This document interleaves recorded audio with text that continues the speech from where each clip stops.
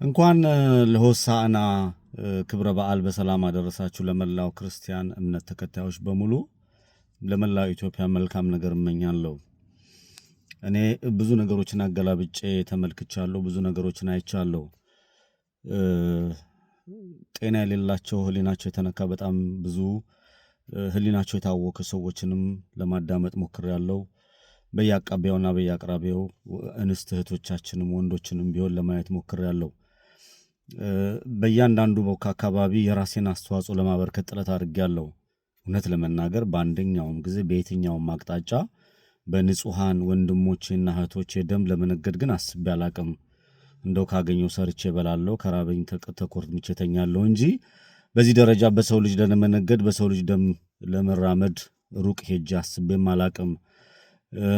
አሁን እንደምመለከተውና እንደምታየው የህሊና መታወክ ይታየኛል። የህሊና መታወክ ሳይኮሎጂካሊ አንስቴብል አለመሆን፣ አለመረጋጋት፣ ይሄ መሸበር፣ ተሸብሮ ማሸበር፣ ህዝብን አለማፈር፣ ንጹሃንን አለማፈር ወይም ደግሞ ማህበረሰብን አለመፍራት፣ ሀገርን አለመፍራት፣ ምን ይመጣብኛል ማን ምን ያመጣል የሚል ስሜት በከፍተኛ ሁኔታ በማህበረሰባችን ውስጥ እጅግ በጣም ተንሰራፍቷል። ይሄንን ስል በርከት ያለው ሰፊው የኢትዮጵያ ህዝብ በገጠር በከተማ የሚኖረው በኑሮ የተቆራመተ መከራውን እያየ ተሰቃየ እንደሆነ እረዳለሁ አያለው። ምክንያቱም በእያንዳንዱ ችግሮች ተፈትኜ ነው እዚህ የደረስኩት። እያንዳንዱ መከራና ስቃይ ምን አይነት ዋጋ እንደሚያስከፍል፣ ሞት ምንድነው፣ ስቃይ ምንድነው፣ ረሃብ ምንድነው፣ ችግር ምንድነው ጠንቅቄ አውቃለሁ። አልፌያባቸው ስለመጣሁ የቤተሰብ ፍቅር ምንድነው፣ ቤተሰብ ሲጎድል ምንድነው፣ ስሜቱ ምንድነው የሚሰማው የሚለውን ነገርም አውቃለሁ። የመከራዎች አካሄድ ሂደታቸውን እያንዳንዱን ነገር ተመልክቻለሁ። በተለይ መጽሐፍ ቅዱስ ላይ በረሃብ ከመሞት በሰይፍ መሞት ይቀላል ይላልና ምድር ላይ ያለው መከራና ስቃይ እንደምትመለከቱት ዓመት በዓልን እንኳን ለማክበር ብዙ ችግሮችና ብዙ መከራዎች እንዳሉ ብዙ መረጃዎች አሉ ይሰበስባለሁ። ቤተሰብ ልጆች ወልዶ አሳድጎ ልጆች ተበትነው አባት ተበትኖ ወደ ጫካ ገብቷል ለነጻነት ሲባል ዋጋ ለመክፈል ነጻነት እናመጣለን ያሉት ሰዎች በማህበረሰባቸው በህዝባቸው ሲቀልዱ ነው ይሄ ሁሉ መከራና ስቃይ እየበዛብን እየመጣብን ያለው። እኔ የመጨረሻ መደምደሚያ ያርጌ የገመትኩት ያስቀመጥኩትም በኔ ሐሳቤ በኔ ምን ነው ህሊናቸው የታወኩ ሰዎች ሃይማኖታቸውን ግን ሃይማኖት አልላሉ ሃይማኖታቸውን የማያከብሩ በሰው ገንዘብና በሰው የሚያጌጡ ህሊናቸውን አሳልፈው የሸጡ በእውቀት ያነሱ ሰዎች ወይም ደግሞ እውቀት የሌላቸው ወደ አደባባይ መውጣት የማይገባቸው ሰዎች ወደ አደባባይ ወጥተዋል። እግዚአብሔርን የሚፈሩ ሰዎች ከፊት አልሆኑም። ለውጥ እናመጣለን ብለው የሚያስቡትም ለውጥ አምጥተናል ብለው ቤተ መንግስት የተቀመጡትም ሰዎች የሚከተሏቸውም ሰዎች ጨምሮ በጣም የሆነ ከፍተኛ የሆነ መንጋነት የበዛበት ሂደት እየሆነ ነው ያለው። ሶሻል ሚዲያ ላይ አንድ ግለሰብ አጀንዳ ካመጣ ያ አጀንዳ 30 40 ሺህ 50 ሺህ ሰው ተቀምጦ ያል 200 ሺህ በላይ 300 ሺህ ነው። ሐሳብ የሌላቸውን ሰዎች በጣም በርከት ያሉ ሰዎች አይዞ በርቱ አንከረጅ ያደርጓቸዋል ወደ ክፋትና ወደፊት ለማምጣት። ጠቅለል ሳረገው የህሊና መታወክ ደርሶብናል። ችግር ያ ሰው ልጅ ባልሆነ አቅጣጫ ይመራል። እህቶቻችን ሴደኛ ዳሪ ቢሆኑ የሰው ልጅ ቢዋሽ ቢቀላምድ የሰው ልጅ ህሊናውን ስቶ ባልሆነ መንገድ ቢጓዝ የችግር ክፋቱ የችግር አስከፊነቱ ችግር ቤተሰብንም ያስክዳል። ችግር ብዙ ዋጋ ያስከፍላል። ለችግረኞች መድረስ አልቻልንም። ለችግረኞች መድረስ ስላልቻልን ችግረኞችን መርዳት ስላልቻልን ከችግረኞች ጎን መቆም ስላልቻልን የህሊና ችግር ስላለብንም ጭምር ምርታችን የሬሳ ሆኗል። ለዛም ይመስለኛል እጅግ በጣም ከፍተኛ ሆና እየከፈልን ያለው። ይሄ ሊፈታ የሚችለው እውነተኛ የሃይማኖት አባቶች ከእውነት ጎን መቆም ሲችሉ፣ ህሊናቸውን በመስመር ማስያዝ ሲችሉ፣ ለእያንዳንዱ ጥያቄ መልስ የሚያሰጥበት ነው። እኔ በኢትዮጵያ ውስጥ የብሔር ችግር አለ ብዬ አላምንም። የብሔር ችግር ያለው ብዬ አላምንም። ከብሔር ውስጥ የወጡ ሊቃኖች ግን የራሳቸውን ስልጣንና የራሳቸውን ሀብት ለማደላደል ወይም ደግሞ ያቺን ሀገር ሃይማኖቱንም ኢትዮጵያንም ለማጥፋት የተነሳው ከውጭ ያለው አውሬው ኃይል በእያንዳንዱ ፕሮግራም ተደርጎ በምን ሰዓት ማን ምን አደረገበት ተብሎ የንጹሃን ደም ይፈሳልና የኢትዮጵያ ኦርቶዶክስ ቤተክርስቲያን አሁን ሆሳዕናን እያከበረች ነው። ከዚህ በኋላ ሰው ቢያልፍ ሰው ቢሞት ፍታት የለውም እና ምን ለማለት ፈልጌ ነው የኑሮ ውድነቱ የኑሮ መከራው ስቃዩ እንደቀጠለ ነው ምድር ላይ ያለው። መጪው በዓል ላይ በጣም ከፍተኛ የሆነ የነዳጅ እጥረት ስላለ ብዙ ማህበረሰብ የሚፈልገውን ነገር በሚፈልገው አቅጣጫ ያገንም ኢኮኖሚካሊ ገንዘቡንም ማግኘት አይቻልም።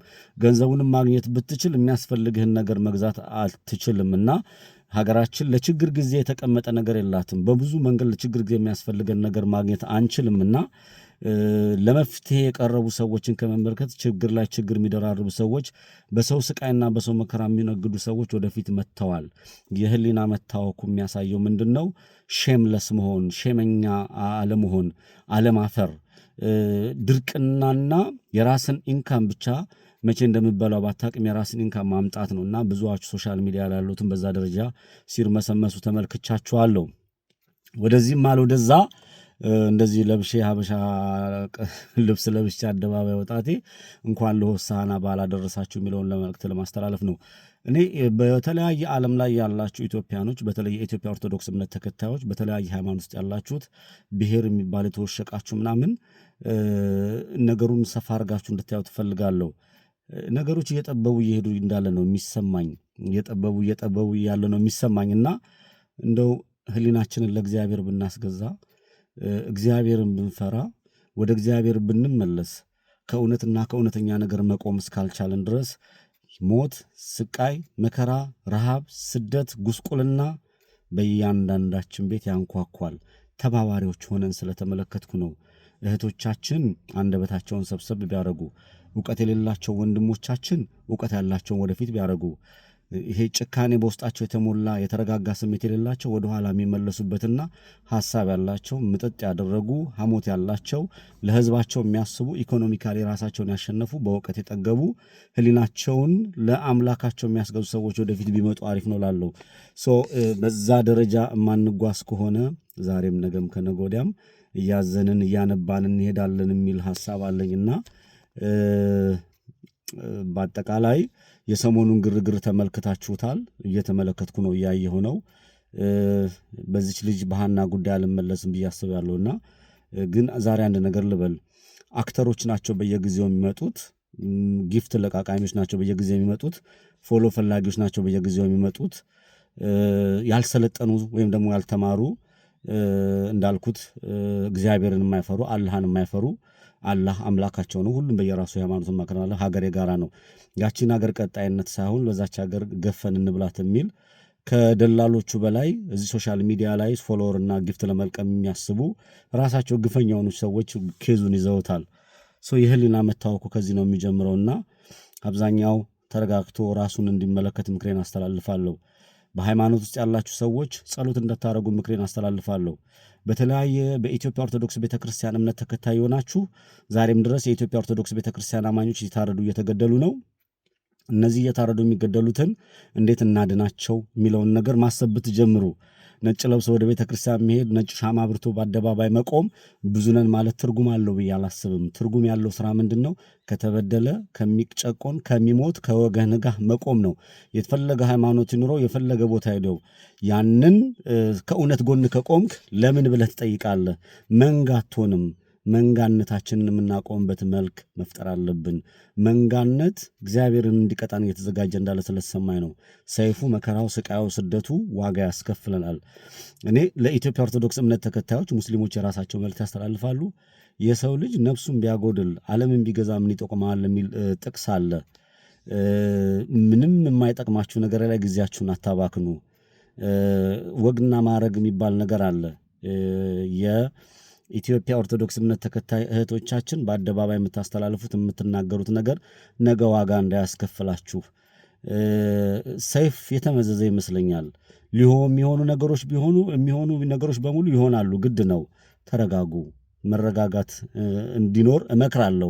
በአማራ ፖለቲካ፣ በኢትዮጵያ ፖለቲካ፣ በማንኛውም በኢትዮጵያ ላይ እየተረመደ የሆነ ያለው ነገር በሙሉ ህሊናችንና ቀልባችንን ሰብሰብ አድርገን ወደኋላ ተመልሰን ማየት እስካልቻልን ድረስ በንጹሐን ደም ለሚፈሰው ደም ሁሉ ተባባሪዎች ነው ብዬ አስባለሁ። ቤተክርስቲያናችሁን ጠብቁ፣ መስጊዳችሁን ጠብቁ፣ ሀገራችሁን ጠብቁ። በንጹሐን ላይ አትፍረዱ፣ ንጹሐንን አታሳዱ። እጃችሁን ከኃጢአትና ከክፋት ሰብስቡ። ከዛ ውጪ ንስሐችሁ ለኔ ተናገሩ አይደለም። ለንስሐ አባታችሁ ወይም ደግሞ አቅራቢያችሁ ላላችሁ ራሳችሁን ህሊናችሁን የሚያረጋጋችሁን ነገር አድርጉ። ሶሻል ሚዲያ ላይ ወጥተው የሚለፈልፉ የሚዘላብዱ ህዝብ የማይፈሩ ሰዎች ህሊናቸው የተረጋጋ ስላልሆነ ነው። እግዚአብሔር ይርዳን። መልካም ሆሳዕና በዓል